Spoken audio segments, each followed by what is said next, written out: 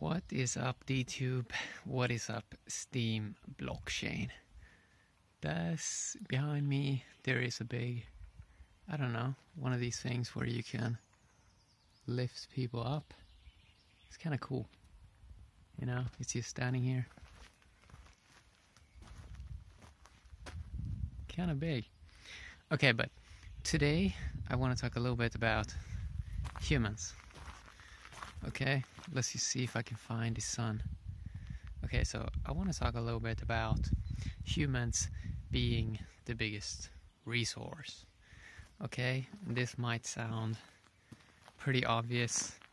This might sound like something that we've heard many times.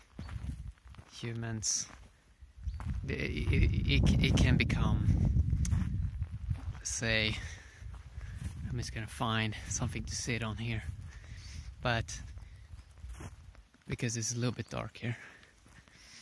But humans being the biggest resource, I feel that that is something that sort of needs to be repeated many times. So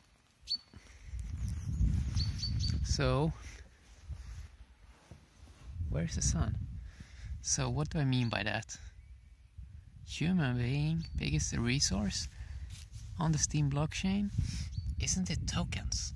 Isn't it the digital rewards, the virtual rewards that is the biggest resource? Isn't it the tokens that makes a platform? My view of this is, and over the years, is no, it's a lot of tokens doesn't really mean that much. It comes down to humans, and if they believe in something, and if they are 100% into something, because it's the humans that use something. It is the humans that build something. Everything that we see in the world, or most things that we see that are useful, it's because humans probably did something. And I'm not saying the cosmos is human, that humans are the center of the cosmos, because we're not. There is a lot of things that would be better if we wouldn't look at everything as, well, what's the use of this? Can we use everything in the existence to satisfy ourselves? I mean, that's kind of how humans look at things in many ways, how we try to exploit every single thing for our own benefit. But humans, if you take a look at the Steem blockchain and a place like this, you're creating material. Okay, so let's start first why I think that people think that tokens are worth more than, let's say, humans. Okay, even though that sounds a bit weird, but how it kind of works with humans, I would say, is that if they are not doing their best, they will never know what something is. They will never know it. They will know bits and pieces, but they will not know what something truly is. That means that when someone is 100% into something, that is when the magic starts to happen. But even at the 99% level, other people can sort of see, oh, that person is not really invested. And so the aspect of, well, humans are amazing, or humans are not doing their best, tokens are the only thing that we should go for, the flip can happen quite fast. Because all we see in this universe is just energy and consciousness that is doing this whole universe. And what people are looking at is almost as they are trying to analyze humans and see, how can we fix humans? Why are they not doing what we want them to do? can we sort of tweak the humans? It's almost as if it's tempting to get into the mode of looking at humans as it's humans that are the problem. But I would say that it more comes down to a misunderstanding of humans, that they forget that we create our reality. So if we are not fully into something, if we just half-ass something, we're probably not going to get any good results.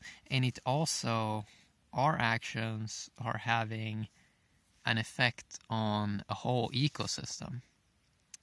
So that's kind of interesting, that every person sort of affect other humans.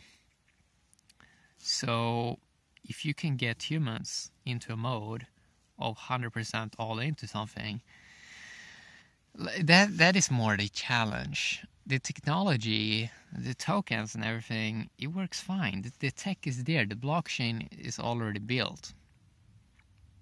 The tech is already there. Now it's just for the humans to put in the effort.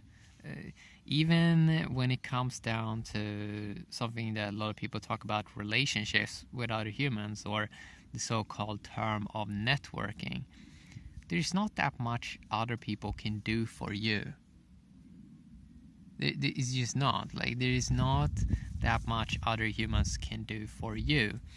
But an aspect of selfishness is that people sort of sting you with their selfishness. If they were 100% selfish, they would do their best job, because they would see, well, what they're doing is affecting everything else. Like a human's actions that you're doing today, it has effect on the whole thing. It has the effect of everything, because it's a person's life we're talking about. A human generates thoughts and emotions from inside of themselves. They are in many aspects choosing their own experience.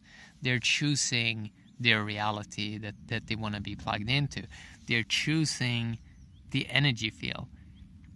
I'm not saying that we can't control everything that happens on the outside, but in terms of emotions and thoughts, and the person's feeling state, that is 100% in a human's control, because they decide whatever it is they want to feel. Because everything, you never really experience anything outside of your own body. This is the machine that is creating everything. So humans are the biggest resource, and what I mean with that is, in terms of, people talking a lot about relationships, but in many ways it turns quite shallow. Because I think one of the better aspect is to be able to inspire humans from a distance. A person, for example, if you do your best job, that might inspire someone else to try something. And maybe you will never see this person, but you still have an effect on that person. They can observe you, they can take in knowledge, and it's all free. There's no sort of deal making, and society has sort of turned into a lot of deal making, which can get into this weird mode where everything is being calculated. Oh, how much is this worth? Oh, this should have more value. And all of this, I think the better way of looking at all of this is a human just doing their best work. Do their best work, try to improve themselves, be 100% selfish in actually improving themselves. Because that's like 100% selfishness. It's like when people try to just be 50% selfish and 50% selfless. That's when they're confusing, when everything gets very confusing. But if they're 100% selfish and understands that if they're 100% selfish, they are going to improve themselves. They're going to eat the best food. They're going to work out. They are going to be the best they can be. And if they are the best they can be, if they are fixed, let's say, then they are going to work optimally. And if they work optimally, they're going to do their best job, and that is going to have a positive effect on other humans as well. Which means in many ways it comes from a mode of perfect 100% abundance, and even, those ideas of fake it until you make it, it works. It really works. I think the people really have to be in that mode where they realize that all this digital stuff, the blockchain stuff, it's just a virtual experience. I mean, in many aspects, it's not even real. Yeah, the tokens are real, like when we can pay for stuff and things like that, but in many aspects, like, what does it matter? Ones and zeros here and there. It doesn't really matter. Like in the real, even in the long-term aspect, it's not even going to matter. Because in a few years, robots are going to do all this work. They're going to automate it. They're going to do it way better than us. Okay? So even if a person feel like a failure, a robot is still going to pay you eventually. Right? Because he doesn't have any feelings towards, this person is bad, this person is good. I know that some people sort of think that it's going to get to that point eventually by looking at China, but I think humans are going to work it out eventually. Because, humans are cool. Humans are cool. For example, if you take the Earth, the letters Earth, if you rearrange them a little bit, you can see its heart, Earth heart. So this is basically a heart planet, which means that humans has this place. And I really think that if people just realize that their experience is self-created, they're gonna see that the real resource is humans. Because if you can't transform humans into being the best that they can be by inspire them or motivate them or whatever, by doing your best, and if you can get them then into the mode of be 100% all into something, that's the biggest value, like that's the biggest asset. But even looking at it from an asset or resource perspective, it's a little bit weird, but I wanted to do that because there is a lot of people that looks at the tokens as the biggest value. But let's say a person get 1 billion tokens in something. Okay, but what does it mean? What does it really mean? Is it really the biggest resource? Some virtual ones and zeros? No. It's a human that is doing something, using energy and consciousness, and a human that is not programmed but can act from a free will, and you never know what kind of decisions they're going to do on a daily basis. So we're going to get this interesting random universe where any day is a new possibility. Any day is a brand new day, where if a person looks at their life from a fresh perspective, something new can happen. Something new that never happened in the past. Can this happen with virtual digital ones and zeros? It can't. It just can't. It just sits there. And we're gonna use it to get some stuff, right? To get some comfort here and there. But that's about it. Like it can't bring, let's say, human well-being to people. They can only come from humans realizing that, alright, the tech is here, I generate my own thoughts and emotions, I should be 100% all into something, or I should not engage in it. Because it almost becomes torture to not be 100% into something, to just be a little bit into something, because a person never is going to know what it is that they're doing, and this is going to be half-baked job. And I've had this experience, and it's very easy to get into that experience, because humans can very easily get into a lazy mode where they used to have the comfort, but they sort of feel that something is missing, sort of like a connection to the intelligent cosmos that is all around. And so the way I look at this is that either everyone wins or nobody wins. That's eventually what it's going to come down to, because if just a few wins, then there's going to be a lot of misery on this planet.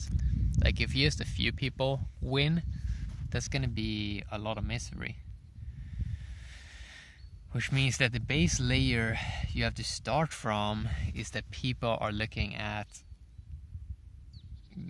that they're seeing that they are the core value generating tool. Everything that we're using, smartphones, blockchain, technology, everything is coming out of the human.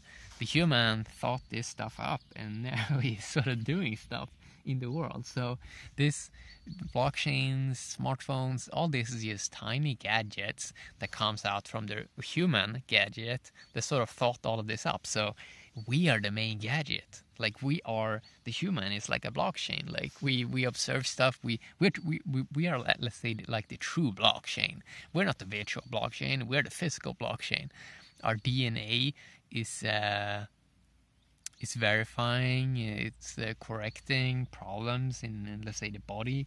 It is the thoughts are observing stuff in the world. It's perceiving. It has pattern recognition. Like we are the physical blockchain, and the virtual stuff is just a digital blockchain. Okay, it's just a virtual blockchain. It's just something coming out of our mind, but we are the main gadget. Well, right? We are the main thing that's creating all of this.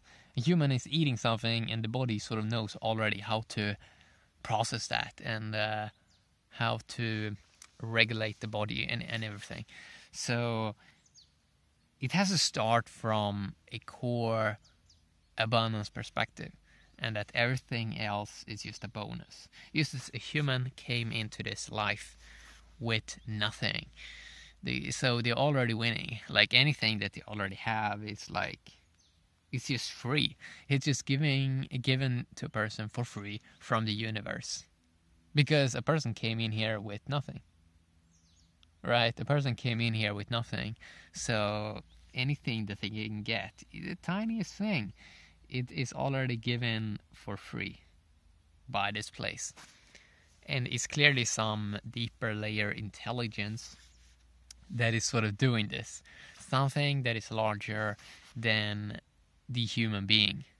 Okay? So if people start off from an abundant perspective and generate their own happy state first, we are on a good path. We are on a real good path. Because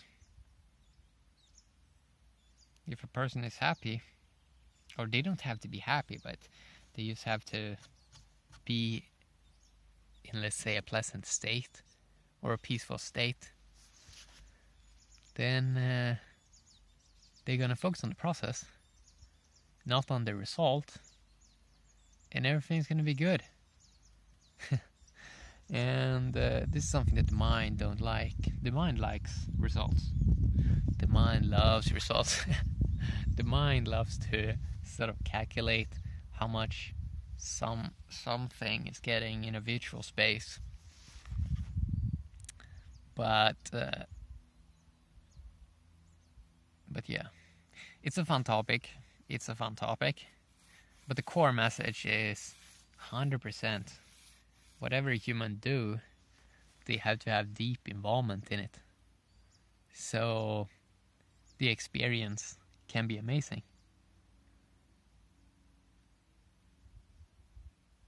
Okay. So I want to talk a little bit about that humans are the biggest resource, and that you need almost like a paradigm shift on the paradigm shift. Like, let's say the first paradigm shift was, oh, we don't have to use, let's say, central banks. But the next paradigm shift is going to be about where the true value comes from. Like, what is creating all of this. And that the true paradigm is that we're almost going to move everything's going to be a zero. And what I mean with that is, we sort of lived in a number world a long time, but we may create a numberless existence where a person, why we call it human being, because a human should know how to be. And if a human being is just a human being, just aware, it sort of means that we sort of in many aspects are going to create a numberless existence where numbers are handled. It's already handled. Like, it's beautiful in terms of math. It's great. It's really great, like for math and for calculations and things like that. But does a human being have to keep track of all this, or can a calculator do this? A calculator can do it. A human doesn't have to calculate everything. So, in some aspects, the next paradigm is going to be move everything into a giant zero, where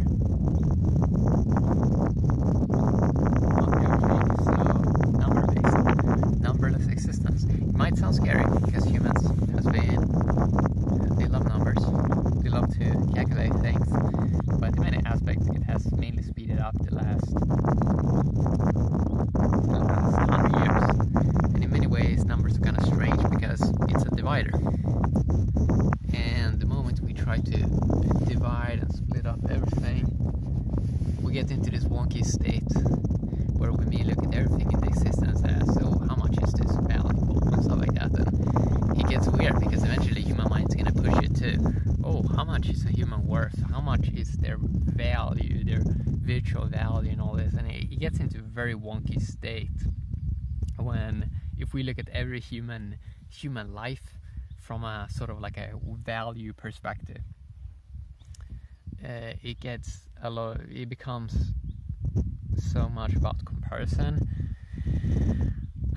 Well, humans should just enhance their own capabilities, and that's the best they can do, like enhance their own capabilities and really come to their senses. So I want to talk a little bit about that in a quick video. Hopefully you've enjoyed. Have a great day, YouTube and the Steem blockchain. Bye bye.